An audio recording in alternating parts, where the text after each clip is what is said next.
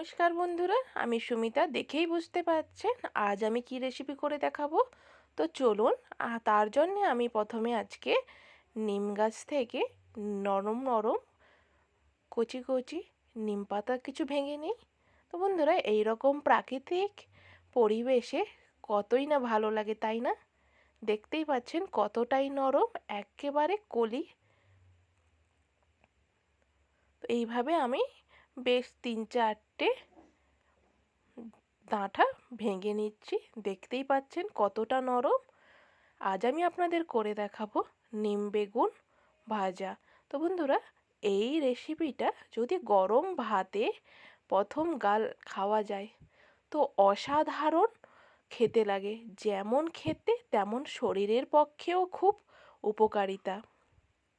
দেখতেই পাচ্ছেন আমি আপনাদের সঙ্গে কথা বলতে বলতে আমার নিম পাতাগুলো কত সুন্দরভাবে পরিষ্কার করে নিয়েছি ডাঁটি থেকে। তো একটি পাত্রে আমি এটি ধুয়ে নিব। তো চলুন, এর জন্যে আমার যেটা প্রধান উপকরণ বেগুন। তো আমি এখানে 3টে মিডিয়াম সাইজের বেগুন নিচ্ছি এবং এইভাবে কেটে নিচ্ছি। একটু বড় বড় আকারে করে কাটবো। আপনারা চাইলে ছোট ছোটও করতে পারেন অথবা 4 ভাগে ভাগ করেও দিতে পারেন একটি বেগুনকে।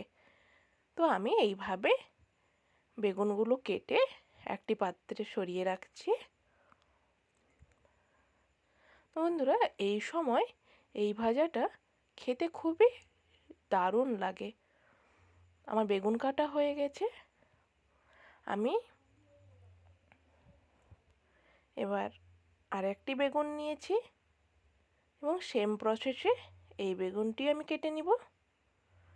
আমি কেটে ধুয়ে রাখছি এবং পাত্র নিয়েছি একটি, তাতে দিয়ে দিলাম অল্প পরিমাণ তেল এবং আমি এখানে 5টে বা 6টে মতো বড়ি ভেজে নিচ্ছি। এগুলো বিউলির ডালের বড়ি। বেশ এপিট ওপিট আমি লাল করে ভেজে নিব। আচ্ছা বন্ধুরা, কেউ যদি বড়ি না খেতে চান তো বড়িটা না দিতে পারেন, এমনি নিম বেগুনও খেতে পারেন, কিন্তু বড়িটা দিলে খুবই মুচমুচে ভাব আসে এবং মুখে পড়লে এক অন্যরকম স্বাদও পাওয়া যায়। আমার প্রায় বড়ি ভাজা হয়ে গেছে। এপিট ওপিট দেখতেই পাচ্ছেন লাল হয়ে আমার বড়ি ভাজা হয়েও গেছে।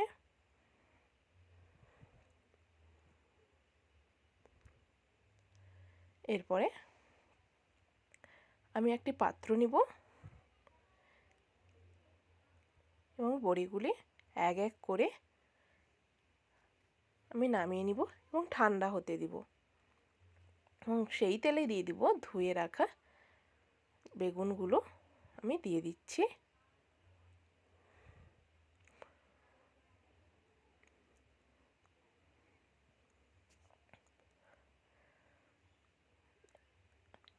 এবং তাতে আমি যোগ করব 1 চামচ হলুদ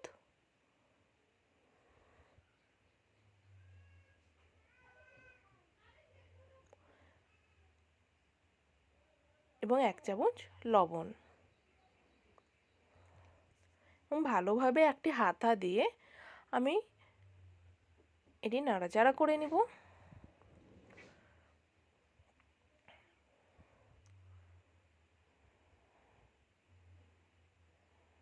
দেখতেই পাচ্ছেন বন্ধুরা, আমার বেগুন থেকে জল ছাড়া আরম্ভ করেছে।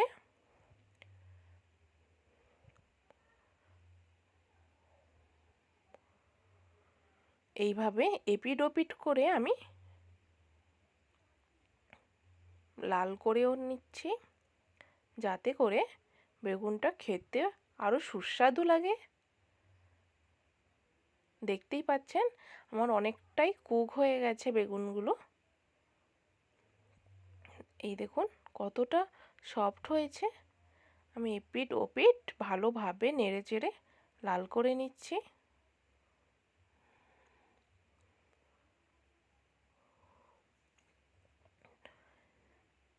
তো বন্ধুরা, এরপরে আমি এই বেগুনে যোগ করব 1 চামচ পোস্তদানা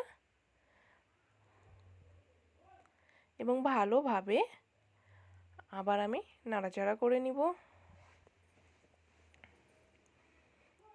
আমার প্রায় বেগুন হয়ে গেছে। আমি একটু লাল হওয়া পর্যন্ত অপেক্ষা করছি এবং আমি একটি পাত্রে নামিয়েও নিলাম।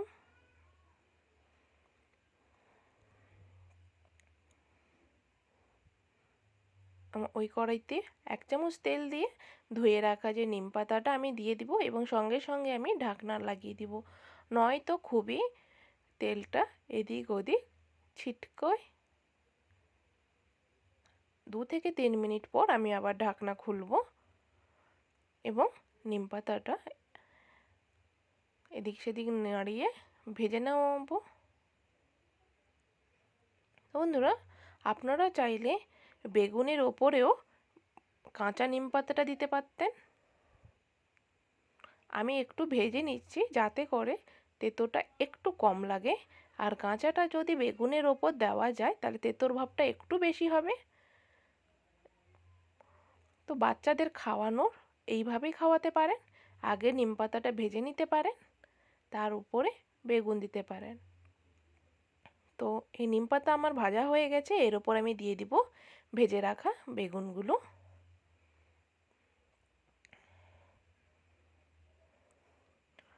এবং ভালোভাবে আমি নিম পাতা ও বেগুন ভালোভাবে মাখিয়ে নিব। 1 থেকে 2 মিনিট আমি নাড়াচাড়া করে নিব। অবশ্যই বন্ধুরা, গ্যাসের আঁচটা একেবারে কম রাখতে হবে। এরপরে আমি দিয়ে দিব যে বড়িগুলো আমি ভেজে ঠান্ডা করে রেখেছি, ওই বড়িগুলো আমি হাতের সাহায্যে অল্প একটু ভেঙে আমি বেগুনের ওপরে ছড়িয়ে দিব।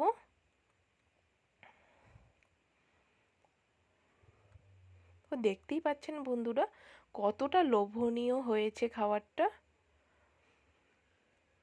ভালোভাবে আবার আমি নাড়াচাড়া করে নিচ্ছি।